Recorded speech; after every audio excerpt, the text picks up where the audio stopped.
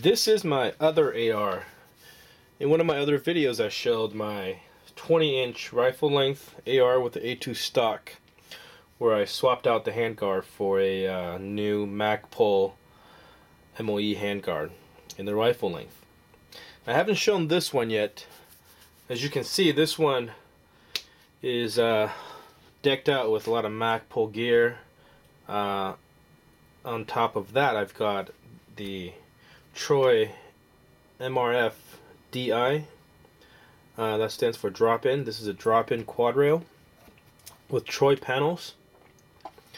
And for the optic, I've got a Vortex Strikefire, which is kind of a mid-range, I guess. It's not a $50 optic, but then again, it's not a $600 aim point.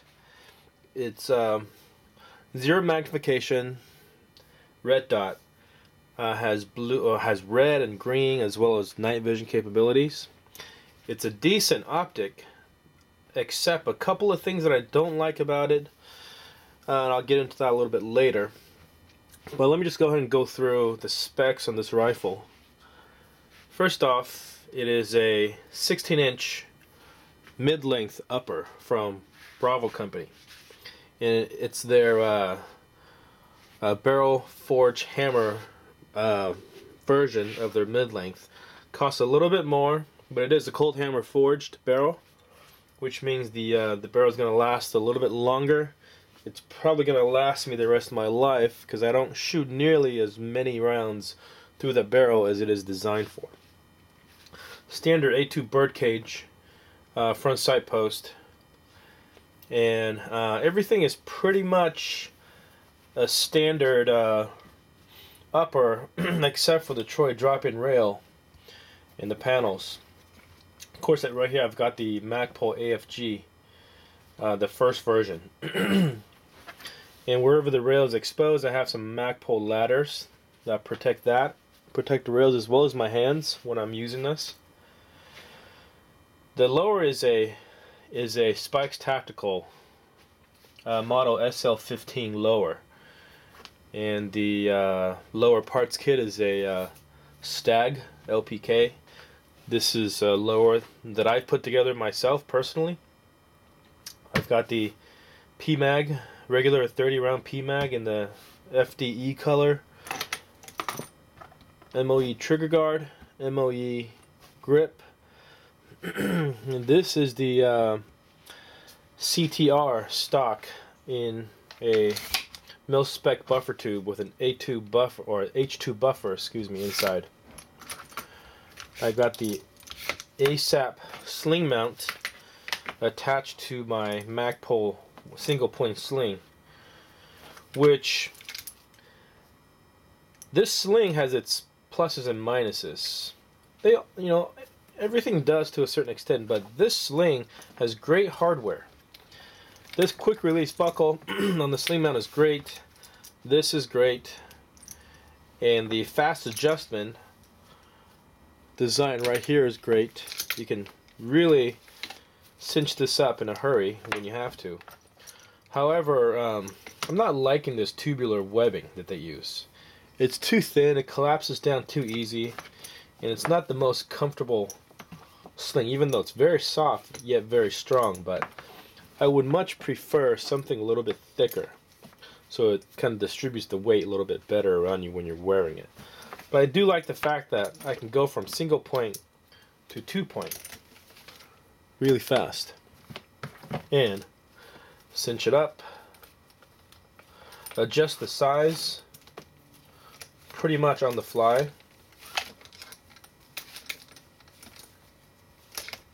or completely take it off. And the nice thing about this style of buckle is that it can be released under tension.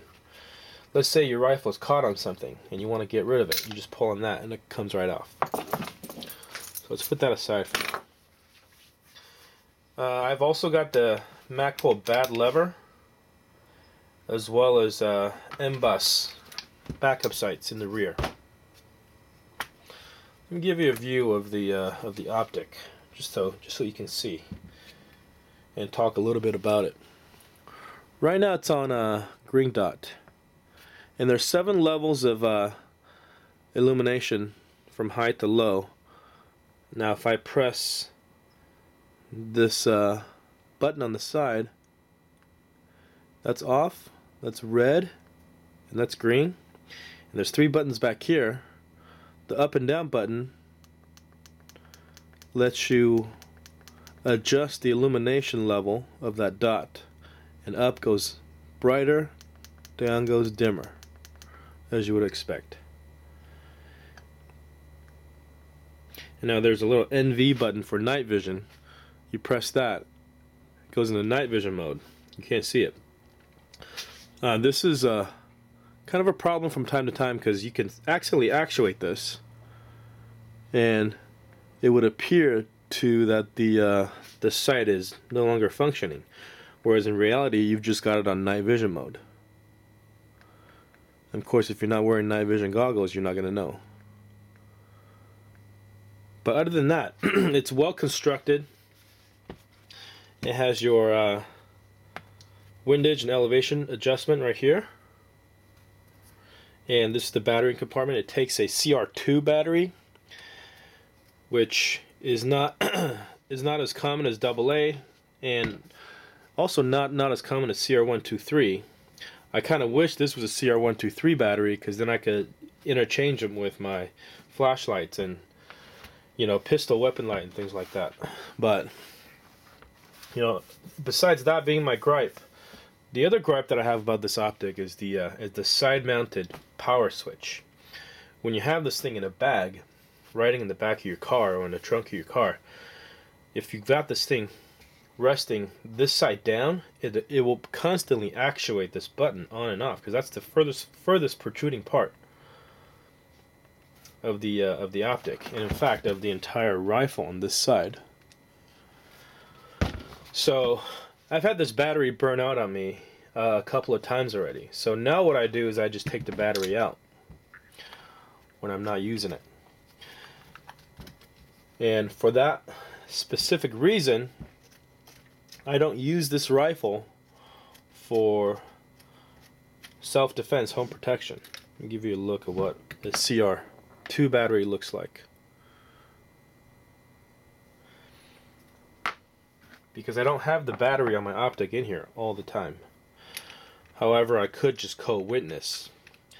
It does come with rear and it does come with flip-up covers, front and rear. And if I just flip up my M-bus, I'll be able to co-witness right through the optic. And it is an absolute co-witness, which will still work in a pinch.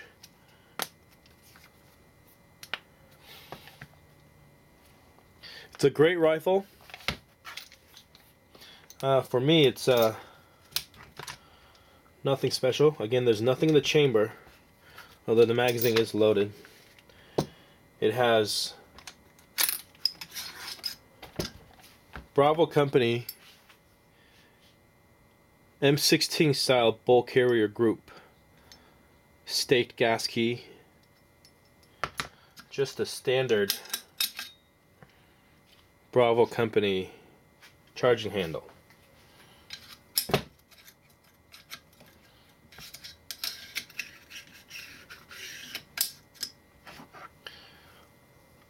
I enjoy this rifle very much.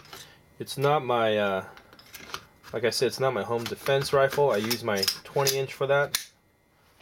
But it is one of 2 ARs that I own. Oh, this pin is in. It's one of 2 ARs that I own. And I just thought I'd give myself a little variety in between the 2 styles. This is not a carbine, but it is more of an M4 style modern rifle, whereas the other one is more of a M16 A3 style rifle with a fixed stock. Alright, thanks for watching.